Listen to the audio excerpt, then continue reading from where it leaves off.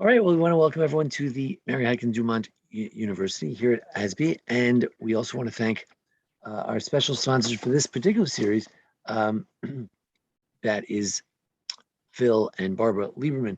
It's fortuitous that just today happened to be your site for Herman Lieberman, because this year is also in his memory, and his wife Dora.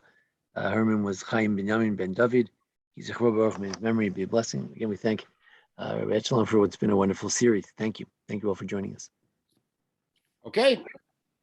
Can I just say one thing? I'm sorry, but it's Lenny Mervis. Tonight is my grandfather's yard site, and his name was Eliyahu HaKohen. So I just want to acknowledge him and learn in his memory. Thank you. Eliyahu HaKohen. Wow. It's interesting because, as I mentioned in the opening shiur, there is Eliyahu is a mysterious character. He's mysterious on the way in, mysterious on the way out, mysterious all the way through. And we're going to get to the way out tonight. But Eliyahu's tribal identity is something of a mystery also, because we don't know anything about it. We don't know his parents or anything. So the simple reading, like we said back then, was 2 weeks ago, was that he's from Shevet Gad because he comes from Gilead, from the town of Tosha. There is a midrash that he's from Shevet Binyamin, actually. And there is also another midrashic tradition that he's from Shevet Levi. And this connects with the midrashic tradition that Eliyahu is Pinchas. What that means is unclear. Does it mean that Pinchas's spirit is in Eliyahu? Is it reincarnation? Is it that Eliyahu continues the same approach and attitude of Pinchas? You'll find every opinion under the sun out there. But the Eliyahu HaKohen is a great name to have. That's great. The reason I didn't provide you with source sheets today is because we did chapters 17, 18, and 19 contiguous, the 3 chapters that hold the story of Eliyahu, part 1. And I called it Eliyahu, Man of Fire. Because as you saw, everything about Eliyahu was loud, was exciting, was dynamic. We're not done with that. But something changed in the last scene. If you recall, at the end in Parak Yutet, Eliyahu comes to Har Chorev. He comes into the cave. And of course, Baruch Hu asks him, we have to do this recap because this is probably the central moment in Eliyahu's career. Eliyahu has just had his big moment on Har Carmel, and the whole people fell on their face, said, Adonai Elohim, Adonai Elohim. And Eliyahu then has a contract down on his head. And it seems that nobody's really supporting him. All the people who fell on their face still aren't supporting him. And he runs away and he wants to die. And the Malach pushes him and he goes to Har Sinai. 40 days, he walks, he gets to Har Sinai. Gets to Har Sinai, he comes into the cave. And Hashem asks him, what are you doing here? And he has his answer that we saw last week, which is, I'm the only one left. I'm zealous for you. And they want to kill me. And they've destroyed the Mizbachot. And I'm the only one left. HaKadosh Baruch Hu then says, okay, I want you to step outside. There's going to be a hurricane. I'm not in the hurricane. There's going to be an earthquake. I'm not in the earthquake. There's going to be a conflagration. What before World War II we used to refer to as a Holocaust, a huge fire. I'm not in the fire. And then there will be a still silent voice, in which HaKadosh Baruch Hu seems to be teaching something to Eliyahu, which is that at least sometimes, if not all the time, you need to speak to the people with a still silent voice, not with the fire and the brimstone. So Eliyahu experiences all these things, and he hears the still silent voice, and then God asks him the same question: "What are you doing here?" And Eliyahu gives the same answer, which basically means that Eliyahu didn't get it. He didn't get the message. So on the spot, God fires him. It's the only Navi that we know of who gets fired. There's Naviim who quit. There's Navim who take the job. He's the only Navi gets fired. And God says, I want you to go to Damascus and anoint the new Syrian king, which is bizarre in and of itself. But for that, we'd have to study Elisha to see how that plays out. Then I want you to anoint a new Jewish king over Israel, Yehu, and then anoint a new Navi in your place. You're fired. So Eliyahu comes to, does none of that, does not do what God tells him. Now, how do we justify Eliyahu not doing what God told him? We'd have to say, unless Eliyahu is suddenly a renegade, is that Eliyahu realized the lesson a little bit late. and is trying to curry favor and retain his job. So he doesn't go and do those things God said to him, but he does go to the Navi who he was supposed to take as his replacement, and instead takes him as a disciple. And now Eliyahu has Elisha with him. Elisha will not play an active role till the end, but he's got a disciple with him, Elisha. Okay. From here on in, Eliyahu is going to be a changed person. Not totally, but somewhat changed. Now, the reason I didn't give you a handout, because the handout would have been 14 pages long, because we need to look at two chapters that don't have Eliyahu in them at all. We'll look at them very briefly, because they're interjections and they're interruptions in the Eliyahu story if we're reading the Eliyahu story. We're not. We're reading Sefer Malachim. And it's Sefer Malachim, they're part of the flow of the story. Chapter 20, which you're looking at right now, and chapter 22, which ends the first book of Malachim, don't mention Eliyahu at all. One little mention in Prohpet as an aside. So I'll just sum up what happens. Parikhafbat and Parikhafbat are two major wars that Achav fights against Aram, Syria, his constant enemy. However, there's something very strange happens in the first war. The first war starts out with the Syrian king making demands on Achav, which are humiliating, and Achav capitulating. And finally, when it gets too humiliating, Achav finally says no, and the king of Syria is laughing and drinking and saying, that's all right, I'm going to wipe you out anyways. And God helps Achav, and they win. And then the Syrians say, well, yeah, their God is a God of the mountains. Let's fight them in the valley. We'll see if they can win. And so Achav, so the Navi, an unknown Navi, comes up to Achav and says that you're going to win anyways, and you're going to beat Aram. And they beat Aram, and they wipe them out, and it's a glorious victory. And then a very disturbing thing happens. Achav, the king who won, is looking for his vanquished enemy, Ben-Hadad. And the Ben-Hadad's men say to their king, they say, and you see it here in verse 31, you know, the Jewish kings are sweeties, they're softies, right? Let's go come in clothes of mourning, and maybe you'll live. So surprise to everybody. They get the message to Achav that Ben-Hadad is still alive. And he says, really? He says, Achihu, he's my brother. And they go and they get the two of them together, and Achav lifts Ben-Hadad up onto his chariot, and he says, we're going to make an agreement.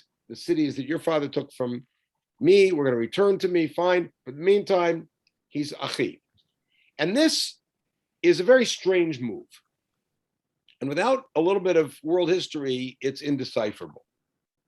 What happens here, though, is that an Isha Elohim, one of the Nevi'im, unnamed Nevi'im, goes through a whole charade, and then he appears in front of Achav on the road, and he comes to the king and says, please, Hatzilam, please save me. And he's all beaten up. And Achav says, what's wrong? He says, I was asked to watch one of the Syrian prisoners, and my commander told me that I had to watch him with my life, and I turned around and he was gone. And so the implication is my commander beat me up. And Achav says, you deserve what you got. You didn't do your job.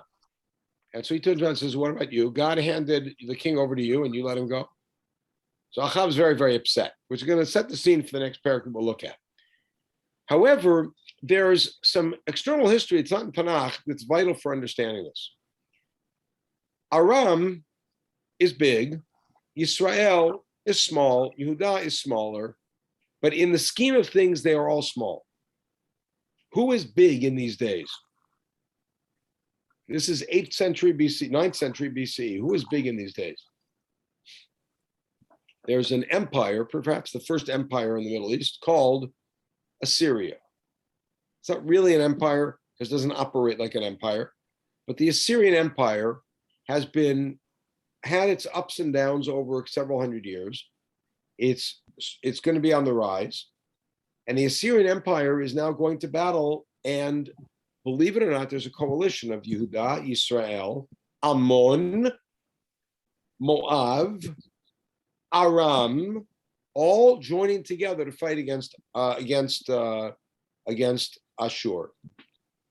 And we have a record of it actually from Assyrian texts that record the amount of men and horses and chariots that Achav had.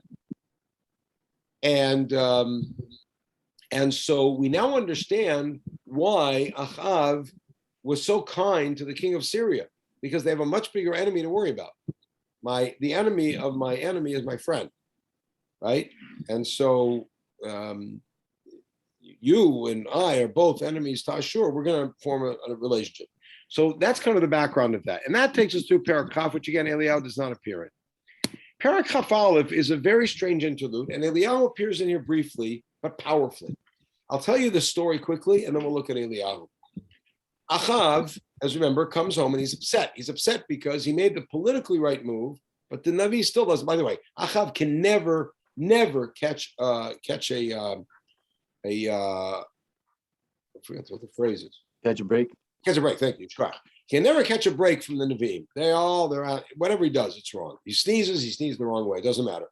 So Eliyahu, the Achav, acted in its way towards the king of Aram and mollified him, and they made a brit. And although politically it was the wise choice, religiously it was not, because God had given them the victory of Aram, and they should have been dealt with it that way. So Achav comes home and he's upset. He comes home, and then we hear this story. Now, Achav does not live in Shomron. Achav's home is in a town called Yisrael. In Yisrael, Emek Yisrael, Achav has a neighbor. The neighbor is named Navot. He's a neighbor. And you're going to hear something here which just flies in the face of everything that we sort of thought about Achav and about eminent domain. Achav comes up to Navot and says, "You have a nice vineyard. I'd like to buy it from you." Notice, I'm not taking it from you. I'd like to buy it from you if you'll be agreeable. And I'll either give you money or I'll give you a better vineyard somewhere else. But it's right next to my palace. I want to enlarge my grounds. Now, right away, we're surprised. I don't know about you, but the first time I read this, I was very surprised. Because why doesn't Achav just take it? That's not how things are done. And Navot refuses, which is also surprising. You say no to the king. And it's Achav who's a powerful king. It tells us something about Achav. The picture of Achav is not complete. Maybe Achav is not such a terrible guy, and maybe he's not as bloodthirsty as he seems. In any case, Navot refuses to sell it to him, and Achav comes home and pouts. Enter Izabel, who we all hate. Izabel walks in, sees him pouting, and tells her the story, and she says, you be a king, I'll take care of it. What does she do? She rigs up a kangaroo court. She hires some false witnesses. They testify that Navot cursed God and cursed the king. And because he cursed God, he's going to die. But because he cursed the king, that means that his property becomes forfeit to the king. Achav doesn't know what's going on. He's not aware of it. He's pouting in bed. Izebel arranges this. Navot is killed. And then Izebel walks in and says to Achav, "Don't worry about the vineyard. It's yours. Navot's dead." So Achav goes to inspect his property. Now, please watch carefully as we see the change in Eliyahu. Eliyahu appears in Pasuk Yod Zayin. V'hi dvar Adonai el Eliyahu hatishbi lemor. Right. So notice. Remember when we first met Eliyahu initiated the statement. Eliyahu said, "I'm Eliyahu, and I'm saying there's no more rain." Hashem speaks to Eliyahu and says, "Kum reid likrat Achav melech Yisrael asher b'Shomron." So go down, and you can see the English here. This is what I want you to say. And these three words echo through history. They're powerful words, and I picture Eliyahu thundering when he says this. But Eliyahu is not saying it, he's quoting God. The words are coming from Eliyahu's mouth, but the Koam Adonai is critical, because we don't have that earlier in Eliyahu's speech. Now Eliyahu is properly a spokesperson for God. Haratzachta v'gam yarashta. You murder and you're also inheriting, right? And then there's more information. God says, that the place where they the dogs licked up the blood of Navot, they're going to lick up your blood. Right? And Achav, surprisingly, accepts it. Now, this is interesting because in all of their interactions before, it was always adversarial. Even when Eliyahu brought rain, Achav didn't turn to Eliyahu and said, Shkoyach. At this point, something has changed. Achav turns and said, Hamatzat mi'oivi. My enemy found me. Really, I'm guilty. And Eliyahu says, Matzati yani makercha l'sot hara b'nei Adonai, because you've sold yourself essentially in doing wrong, which is God, in God's eyes. And therefore, God says you're going to be wiped out, right? And you're going to end up like your Avam ben Nevat and Basha. In other words, the previous two dynasties of the north wiped out, and Ezev was also going to be eaten up, right? Now, watch what happens here. It's powerful because it also reflects back to Eliyahu. Pasuk Chaf Zayin. When Achav hears this, he tears his clothes. They ask him sakal b'saro. He puts sackcloth on, and he fasts. He sits down on the ground. When he walks slowly. He is basically contrite. He is accepting God's decree. And this is a marvelous revolution in a king who we really didn't have much use for. Why did it happen? So it could be because Achav himself realized that his wife had gone overboard and she was calling the shots. She arranged the whole kangaroo court. He knew nothing about it.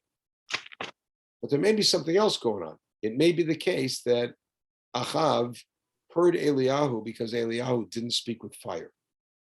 He spoke strongly. But Eliyahu perhaps had learned the lesson on Har Sinai that you can't do it with fire and earthquakes and hurricanes. You got to sometimes use a still silent voice. And maybe Eliyahu now sees it works with Achav. Now, we're not done. And Achav here is then given a reprieve by God. And that is that Achav will be able to live. He will die as a king, although not in an old age. And his son will be king, and then his son will be the end of the dynasty. In other words, the main point of a king is the dynasty. For a dynasty to exist, a king has to die and the son has to take over. So the dynasty will exist, and that's God's response to Achav's contrition. Yeah, Rabbi Finkelstein, you had a question. Can you call it a soft voice when he says, with these terrible predictions of how the blood will be licked up and all that? Yeah, I'll tell you why. Somebody's got some sound. I don't know if we need to silence people, but there's a lot of sound going on there. Yeah, so I hear what you're saying, and I'm bothered by it also. But a still silent voice doesn't mean you say soft things necessarily. But you notice how Eliyahu at the beginning is thundering in the sense that it is Eliyahu's own words. And when Eliyahu speaks to the people, he's at first adversarial. When he speaks to Achav, he's at first adversarial. Everything is me against you. There's no even dialogue going on. You notice that even the powerful words that Eliyahu uses here are still a question. They may be a rhetorical question, but they're at least a question. Which leaves open a door. Now, it's not Eliyahu seeing kumbaya. It's not Eliyahu, to flower with flowers in his hair. But Eliyahu has taken it down a notch. You're going to see this happen a little bit more, but you're also going to see that Eliyahu's success becomes more manifest as a result. Right? Now, I agree. is not folk guitar. It is powerful words, but it's nothing of the same tone as we had earlier on, when it's Eliyahu on his own making a declaration without there even being an interaction. And bottom line, Achav did respond that way, which he hadn't responded that way at all earlier. So it seems like it was successful. Now we move to Parikhafbat, although I recognize the question. I see the validity to it in it, and it needs to be dealt with. Agreed. We move to Parikhafbat, which in the Christian division of, this is all a Christian division, these chapter divisions, and the Christian division of Kings 1 and Kings 2 is really a poor place. You all know that that's not a Jewish division. The chapter division and the Kings 1, Kings 2, where that divides is not ours. And we were stuck with it, but that's for reasons of, it's another story why we're stuck with it. What we hear in chapter 22 is essentially a pickup from chapter 20, which is 3 years later, there's another war between Aram and Yisrael. Now, this is after the war that they fought in Carchemish against Assyria. And so now there's another war. And this war, there's not going to be any treaty at the end. But an interesting thing happens. The king of Yehudah comes up to Yisrael and makes a treaty and agrees to fight with Achav. Yehoshaphat, who's one of the kings that we regard as being a good guy, comes and makes a breach with Yehoshaphat.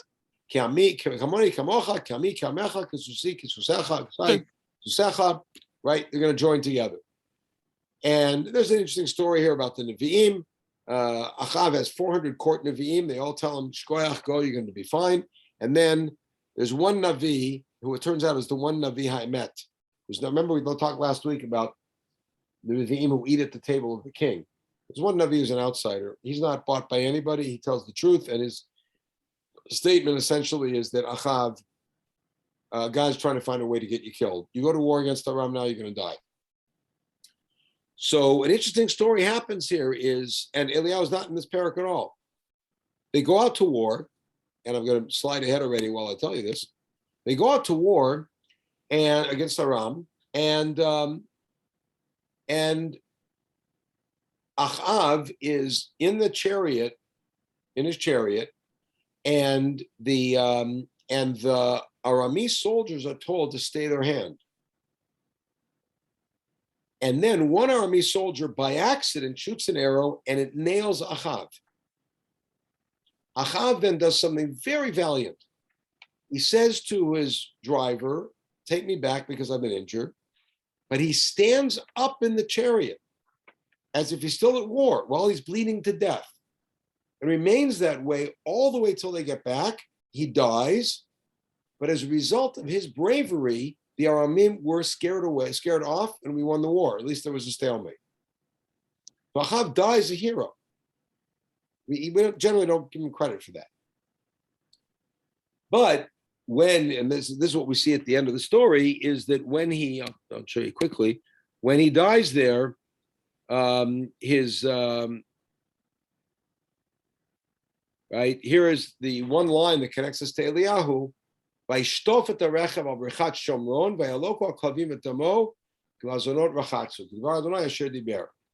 the dogs lap up Achav's blood, just like God said.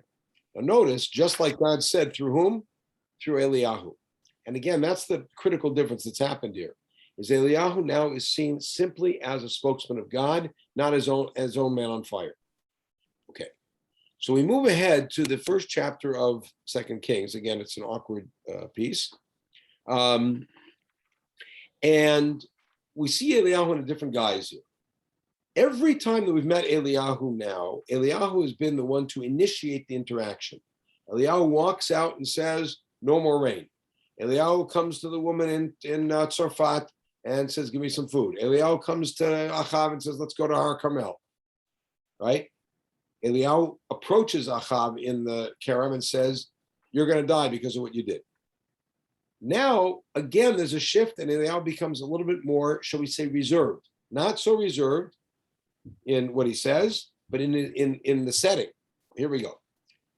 Achaziah is the son of Achav. He takes over for Achav. He'll be the last one in that, or that generation will be the last one in the chain. And so we have a backstory, which is not important for us right now, that Moab, just an interesting thing about in Tanakh, Vayivsha Moab Yisrael. How would you translate the word pesha? And they have the translation, and we have to explain what it means. What is a pesha? We know the word from Dominic, especially Yamin Noraim. Right? What is a pesha? Sin brazenly. What? It's a brazen sort of sin. Okay, so pesha really means a rebellion, and it's actually a political word. And you see it here, Vayivsha Moab Yisrael. Moab rebelled against Israel. What does it mean to rebel? So we have to remember that in David's time, David had conquered the whole East Bank and all the way to the Euphrates. And all of those nations were subservient to the Judean kingdom and paid tribute. And at different times, we lost control over that. Moab was under the hegemony of Israel during this time, and then they rebelled. And by the way, what's the one way you rebel? I'll take you back. What's the famous rebellion that takes place in Breshit? There's a national political rebellion that takes place in Breshit. You remember it? The 4 and 5 kings. Right. The 5 kings are not the only ones. There's dozens of kings of little hamlets who rebel. How do they rebel against the 4 empires of the East? What's in the rebellion? They start throwing Molotov cocktails. What does it mean? No, Very simple. It was a tax. It was a tribute. They stopped paying taxes. That's it. They stopped paying taxes. Right? Same thing here. Moab stops paying taxes to Israel after Achav dies. Because their sense is Achav was powerful. We're afraid of him. Now, this kid is a yutz. Nothing. No big deal. We don't pay taxes. So they don't pay taxes. And this is only going to come up after Eliyahu is gone as a player. It's foreshadowing. Now, Achaziah falls and becomes sick. What happens? He sends messengers. Now, Achaziah's mom is Izeva. L'chud dirshu b'Baal Zvuv Elohei Ekron. Go seek out from Baal Zvuv, who was the god of the town of Ekron, if I'm going to live. Now, who's Baal Zvuv? So I think we mentioned this 2 times ago, that the Baal of the Phoenicians, the Baalim are all over Canaan. The Baal of the Phoenicians, or the most popular Baal of the Phoenicians, was called Baal Zevul. Baal Zevul means master of the high place. Tanakh likes to make fun of Avodah Zarah. And so Tanakh, instead of Baal Zevul, calls him Baal Zevuv. Zevuv, I see, Right? okay. Right. So instead of Lord of the high place, he's Lord of the flies. And high school boys forever have been tortured by that one. In any case, so Achaziah sends messengers to go to Ekron. Now, Ekron is on the coast. Well, Ekron, by the way, is south on the coast. Why is Achaziah going there? Because we have to remember that the Phoenicians and the Philistines are related. And so the whole coastal region has sort of one set of gods. Achaziah wants to find out if he's going to live, so he sends a messenger to Baal Zevul to seek of the priest of Baal Zevul he's going to live. Why Baal Zevul? Because that's his mom's god. His mom, by the way, is still alive. Now, if you go from Emek Yisrael to the city of Aza, how are you going to go? If you drive today from Israel to Aza, how are you going to go? So if you go today, what? By the seashore, Around. Say that, what? by Gaza, what is Gaza today? Right, because Ekron is in the same area. To the So how south. would you go? How would you go? So today from Israel, you get on Route 6, you take Route 6 down, and then you get off and take one of the smaller roads. In the times of Tanakh, how would you go? You would go to the coast. Right. Right? Go to the coast and go down the coast because, first of all, you're going to have better weather, you'll have access to resources, and you'll have flatter land. So you go to the coast. If you go to the coast from Israel, you're going right underneath Haifa. Keep that in mind. Here's we go. Okay. Notice,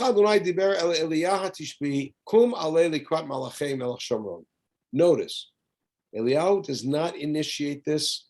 A malach tells him, you go up and meet his malach, meaning he's sending agents, I'm sending you as an agent. But daber alehem, and this is the message.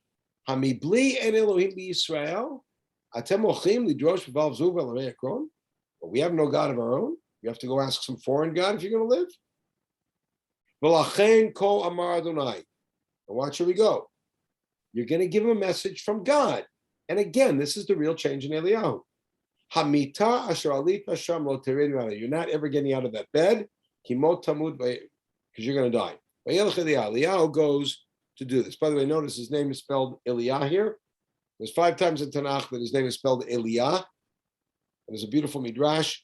There are 5 times in Tanakh that Yaakov's name is spelled with a vav. Name with it. And the midrash is that Yaakov said, I'm taking your vav hostage until you come and redeem my children. Beautiful midrash. Okay. Vayashuvu malachim elav. So the malachim come back because they Eliyahu greets them and gives them this message, and they turn around and they don't go to Ekron. They come back to Achaziah. Now, by the way, where did they meet Eliyahu? They met Eliyahu evidently in Har Carmel. That's where he's hanging out. Right? Ish Allah likratenu vayomer elenu l'chu shuvu el melech asher shalach etchem. There's the reason we came back, because a man greeted us and he told us. Man greeted us. Said v'dibartem elav ko amar Adonai hamibli Elohim Yisrael atah sholech lidrosh v'al zvuv el Ekron. The message. You're going to die. So the king now hears that because he sent messengers to Elohei Ekron and not to Elohei Yisrael, he's going to die. Now, what should Achaziah do at that point? You're Achaziah, you get this message. You're the king. You sent your messengers. By the way, you're the king who's the son of a very strong king who died in battle. And you're not very strong. Right? So what should you do when you send messengers to go inquire of the local idols, if you're going to live, and they come back with this message? What would you do?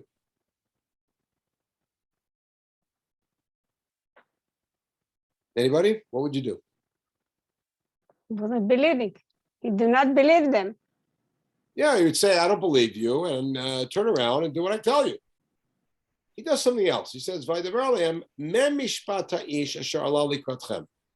the word mishpat is an interesting word. I want to spend a minute on it. The word mishpat normally means what?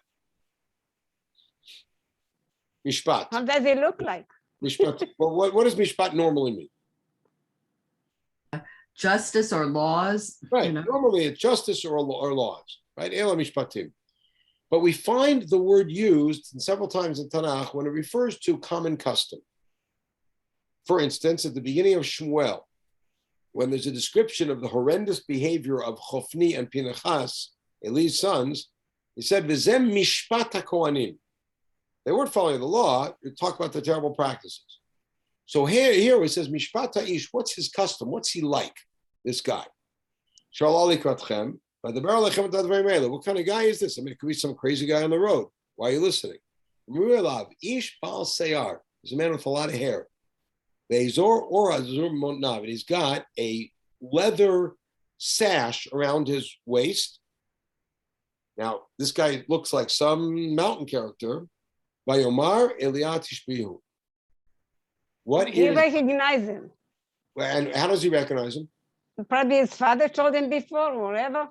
Could be, or Eliyahu's got a reputation out there. Eliyahu, by the way, remember, had a reputation. We heard about that last week. Mm-hmm. But Ovadiyahu said to him, I'm going to go tell Achav that you're here, and then you're going to go fly in the wind somewhere. Eliyahu is this man of mystery, and there's probably lots of stories about him that get exaggerated, because that's what happens with things like that. But in the meantime, guys like that who are wearing leather loincloths and who are hairy people are not common. And for a guy like that to deliver a message like that, Achaziah puts two and two together and says, that's Eliyahu. My father's nemesis. All right, that's Eliyahu. Now that you know it's Eliyahu, and you know what Eliyahu can do, what would you do if you're Achaziah? What would you do? I know what I would do. What I would do is say, you know what? I got caught. I'm busted. Go to Eliyahu and ask him to please find out from Hashem I'm going to live. But you know what? Beliefs don't go away very quickly. Matter of fact, beliefs just don't go away. You can't really convince somebody. That's why Achav's contrition is so remarkable. Again, I'm not trying to make Achav put his face on Mount Rushmore. Just trying to point out that Achav has a lot of redeeming qualities. Right? And so take a look. So now Achaziah sends a 50-man battalion. Now, this is no longer a message to the gods to find out if Achaziah is going to win, going to live. This is a group now to come and get Eliyahu. Now watch what happens. He's sitting on top of the mountain. And the guy says, the head of the thing says, Ish Elohim, man of God. The king said, come down. I want you to hear the internal contradiction in those words. You're a man of God, and the king said, come down. Well, if I'm a man of God, that means I call the shots, you don't. And Eliyahu basically says that. If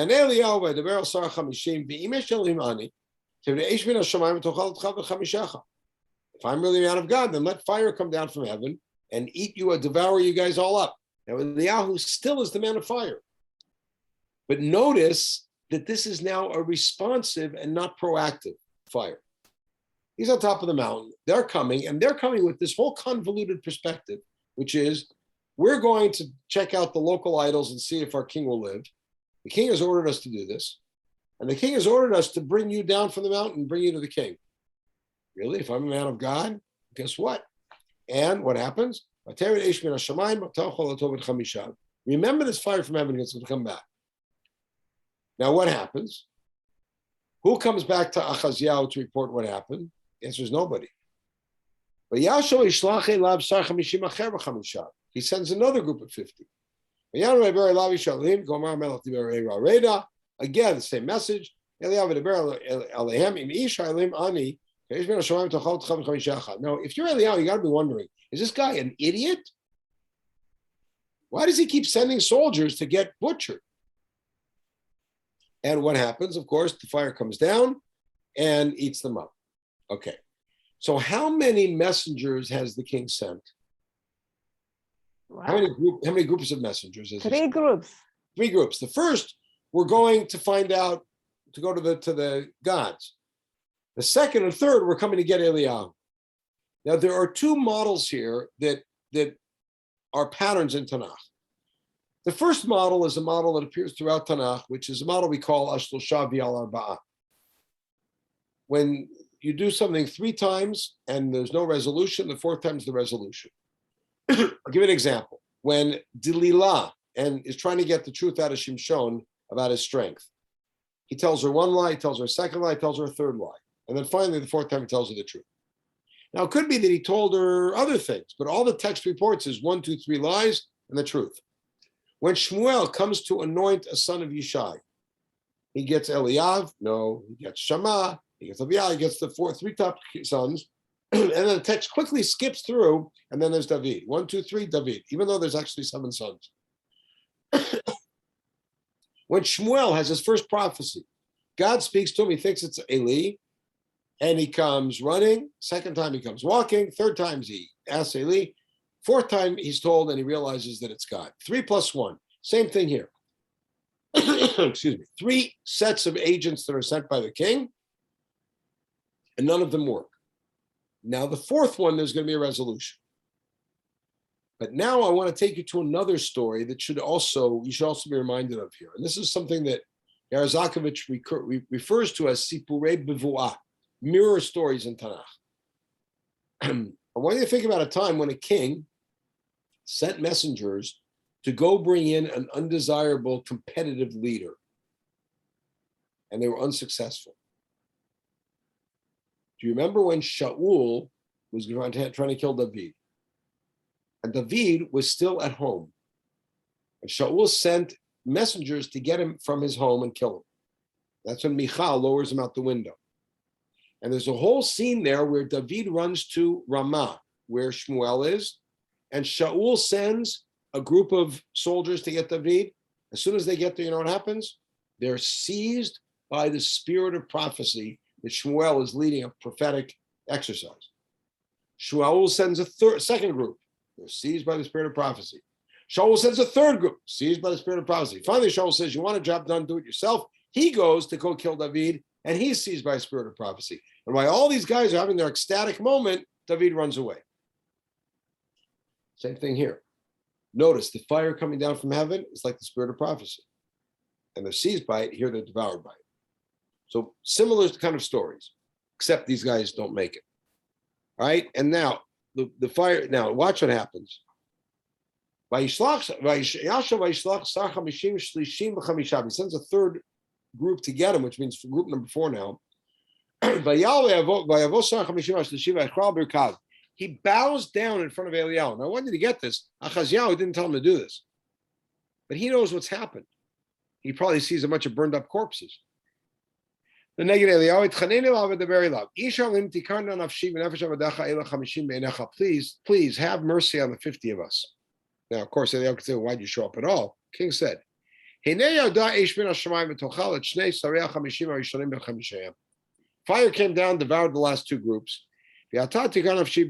Please. So now what happens? Up until now, or in the previous Prakim, Eliyahu would decide on his own what to do, like he did in Har Carmel, like he did beforehand.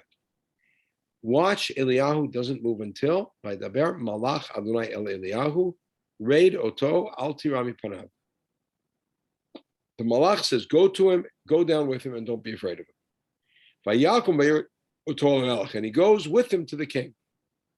In other words, Eliyahu now goes because these guys recognize who he is. And they don't confront him, they beseech him. So he comes down and he's representing HaKadosh Baruch Hu, and he's walking right into the lair, right into Achaziah's house. And now, by the very love, Ko Amar Adonai, Ya'an Asher Shalachta Malachim et Lidrosh Bevav Zvuv Elorei Akron. You sent messengers to ask Baal Zvuv.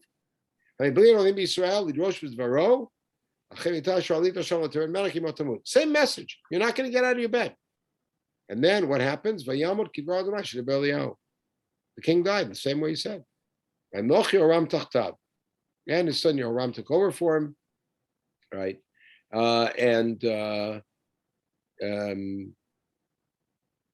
Right. Okay, good. And that's the story of Achaziah. But notice that Eliyahu now has changed. And now we move to the story in which Eliyahu is going to disappear. Take a look at this last chapter that deals with Eliyahu.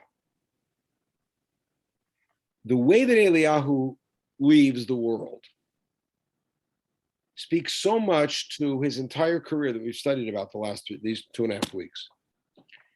Vahi b'halot Adonai Eliyahu b'sa'ara hashamayim.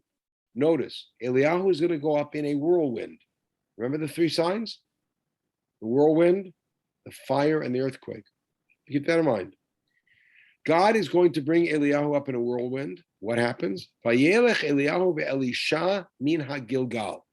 Okay, we have to talk for a moment about place names in Israel. How many, when I say Gilgal, what are you thinking of? When I mention the name Gilgal, where is it? By Yericho?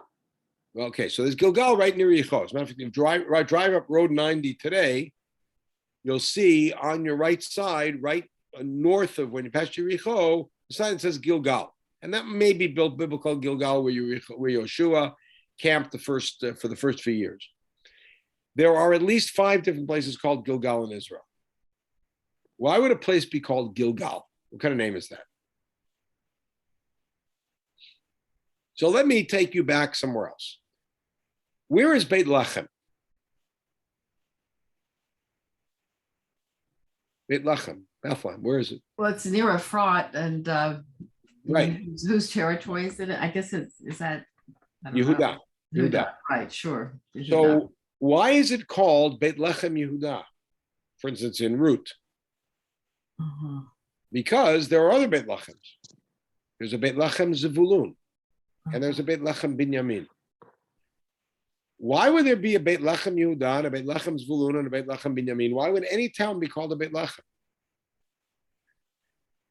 Simply because, what? Granary. Because it's surrounded by fields of grain. Think about Boaz. And in the middle, there's a town where they process the grain, trade it, mill it, etc. Bake it. Beit Lechem. Interesting. Where's Beit Shemesh?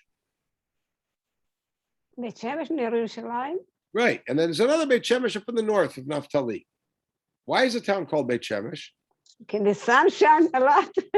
That could be said about everywhere. It's actually a place where there used to be a cult that worshiped the sun. That's why it's Beit Shemesh. Right? There's sun worshippers. And there's one up in Naphtali, and there's one in Yehuda. We know Beit Shemesh. In other words, place names in Israel are not necessarily unique. They may be describing the agriculture nearby. They may be describing the business nearby. They may be describing the topography. So, for instance, there is a town called Ramah. Where is Ramah? We know Ramah because Kol B'Ramah Nishma. Where is Ramah? Must be near Bethlehem, is it? Right. So there is a Ramah, which is just north of Yerushalayim, It's a town called Aram. It's in the territory of Binyamin. There's another Ramah much further north than that that's called Ramat Ephraim.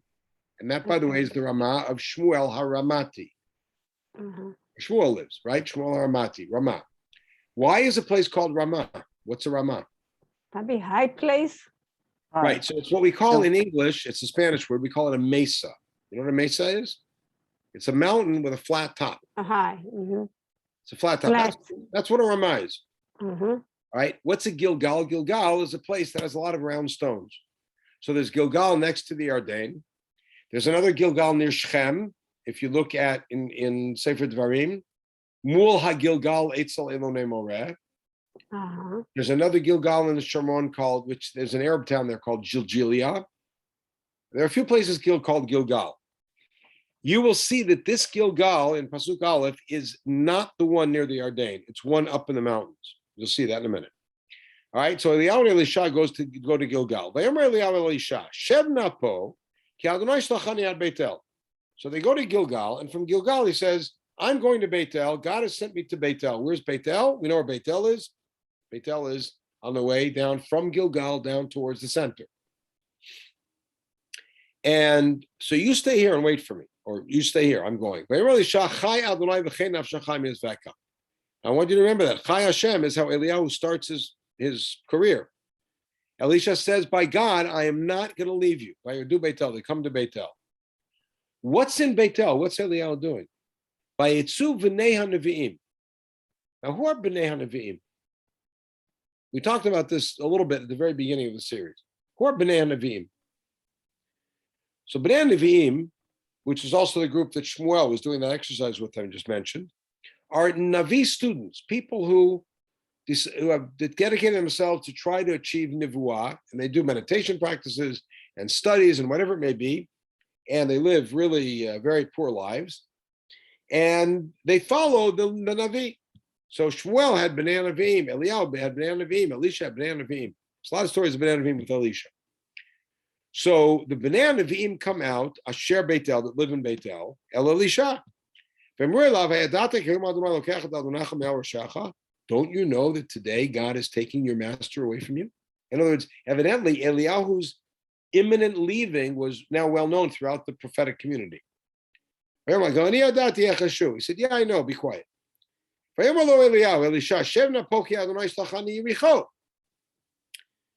Eliyahu says, God has sent me to Yericho. You stay here. And what does Elisha say?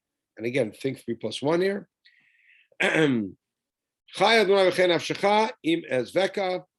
I'm not going to leave you. They have to come together to the town of Yericho. The town of Yericho, by the way, has been rebuilt. Remember, by Chiel Beit Eli, his sons died.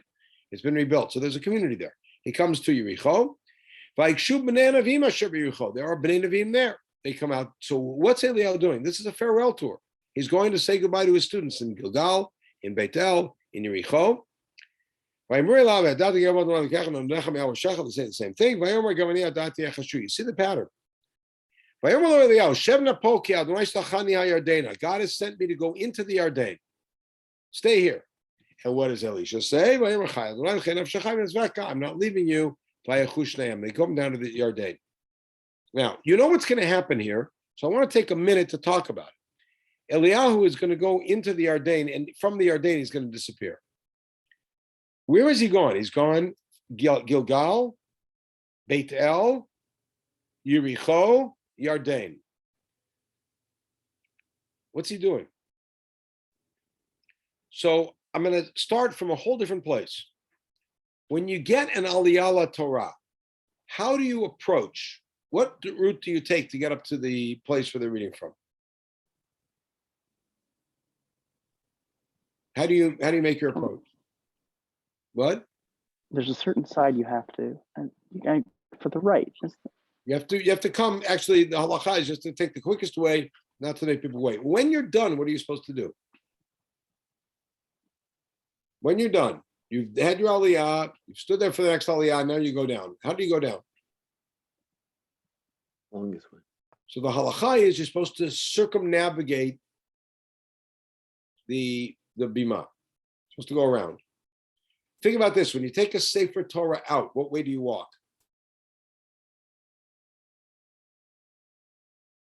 You walk typically counterclockwise, and it usually is, but you walk in one direction. When you return it, how do you go? Right, then you go around the whole shul. You complete the circle, right? You complete the circle. Why? And we're actually makpid on that. Somebody brings a Sefer Torah out. Somebody, let's say, doesn't know the shul. They're not used to it. They're nervous. They carry the Sefer Torah one way, and then when they're done, they carry the Sefer Torah and they go backwards. We stop. No, go that way. We're makpid on it. Because there's a symbolism to the way you walk. When you walk somewhere and you retrace your steps, the message is, I'm erasing my steps. I wish I was never here. When Avraham went down to Mitzrayim, and then when he returned, Chazal tell us he returned exactly following the same steps. Because what he was trying to do was erase Galut, erase the whole experience.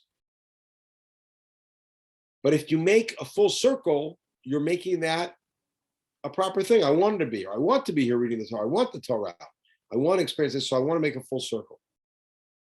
We'll see what I mean here.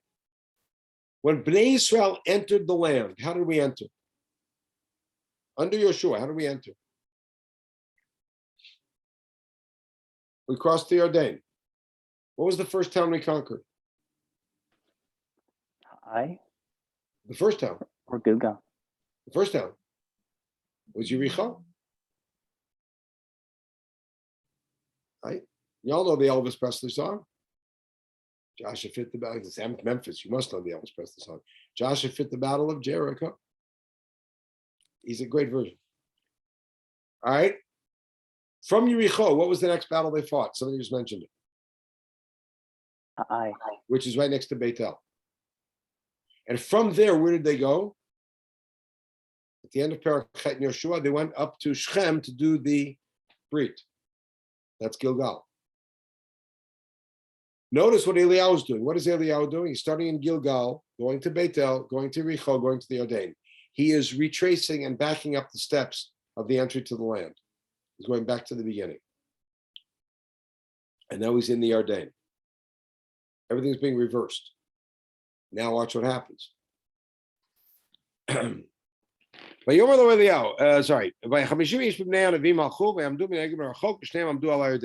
So just Elisha and Eliyahu are at the Jordan. So he takes his cloak out and he hits the water, and the water splits. They're standing on dry land in the middle. This should remind us, of course, of Moshe and also of Yehoshua splitting, stopping the water. But here it's more like Moshe. As they're passing through, all right, ask for your last wish because I'm leaving.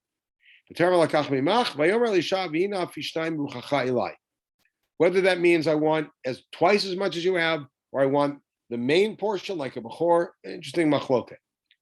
You'll make shita lishol. So Eliyahu says to him, you've asked for a huge thing, to have my spirit on you. If you actually see me as I disappear, then it'll happen. That'll be a sign that you are worthy to get it. All right, here's what goes on. They're walking.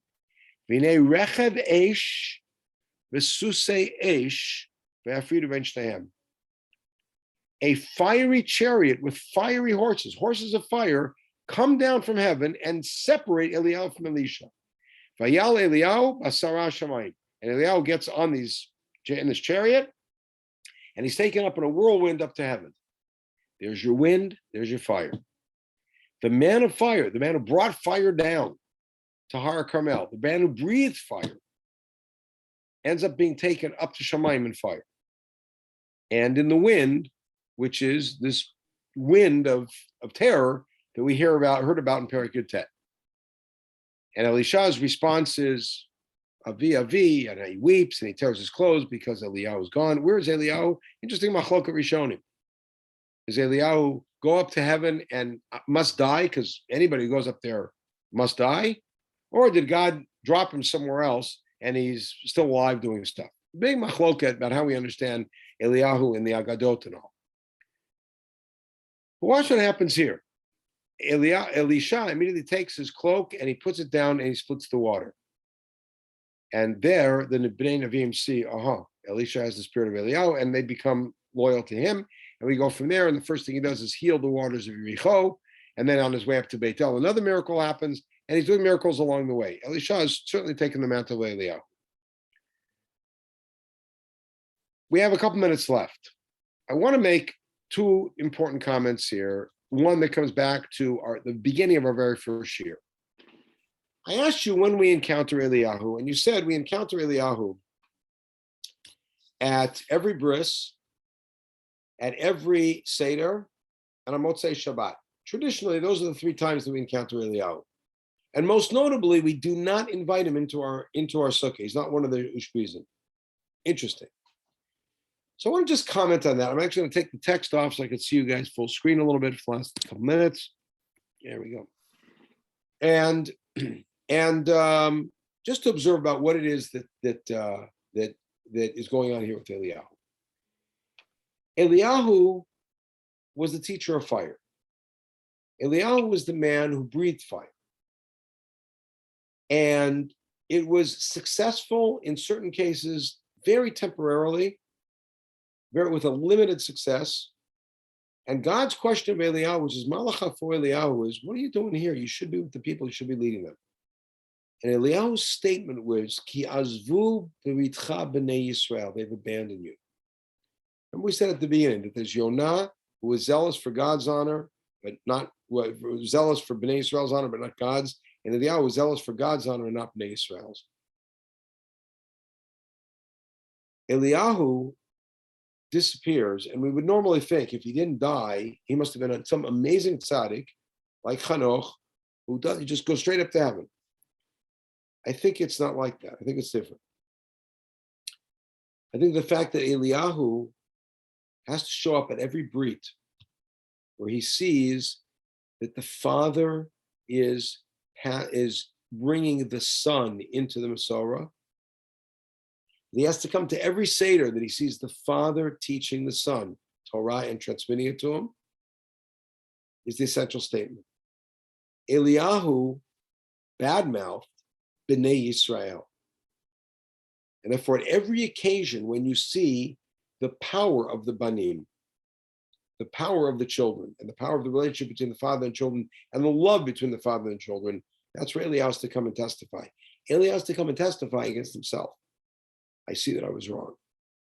And this comes to fruition in a very powerful and famous pasuk, which I'll show you, with which we will end, at the very, very end of the Nevi'im.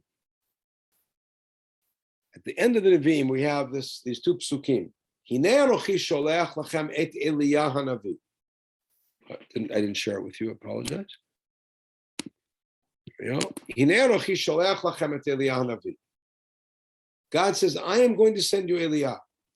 Lifnei bo yom Adonai hagadol v'hanorah, before the great day of God. So we see Eliyahu is the one who's going to tell us Mashiach is coming. But what is he going to do? Ve'eshiv leiv avot al banim, v'leiv banim al avotam. He's going to restore the hearts of the children to the parents and the parents to the children. Whatever that may mean, and that is a shir by itself.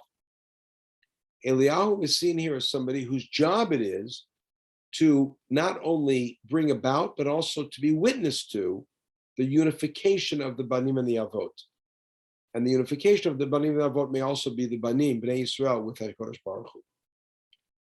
So Eliyahu, therefore, is mandated to show up at every brit, to show up at every Seder, and to come every Motzei Shabbat when we anticipate Biat HaMashiach, when we've experienced the day which is Me'en Olam Haba, and we anticipate Biat HaMashiach, and we say to Eliyahu has to come, and Eliyahu has to see how much the children yearn for their father, to see that his claim about us, Azvu B'ritcha B'nei Yisrael, is a wrong claim, and that B'nei Yisrael really are loyal to HaKadosh Baruch Hu. It's been a delight studying with you, and I hope that your appreciation for the stories of Eliyahu is grown, and look forward to seeing you in the future. Thank you so much. It's a pleasure. Thank you I very have much. a question for you. Sure. Thank you very much for your presentation. The question is, when it's promised that Achav's blood will be licked up, but in the end, it's not that he's somehow strewn on the ground, but rather the chariot that he was on when they were washing it. Some of the blood got mixed in the water. So then the dogs came. They were drinking the water. It seems that he escaped the full punishment because of perhaps his tshuva. Right. So it could be his tshuva, and it could be also his valiant act at the end. Because had he not done that, he would have just been brought back exactly like that and died, and his blood would have been all over. So it could have been that his own bravery at the end, in order to help Am Yisrael win a victory he wouldn't be able to see, was also the zchut that helped him with that. So the technical prophecy was fulfilled, but you're right, not the full spirit of the prophecy. Thank God. Yeah. Okay. Enjoy a beautiful winter, and I hope to see you guys in the future. Thank you so much. Thank you. We really learned a lot. Thank you so much. Thanks. תודה רבה, מאוד מעניין, very interesting.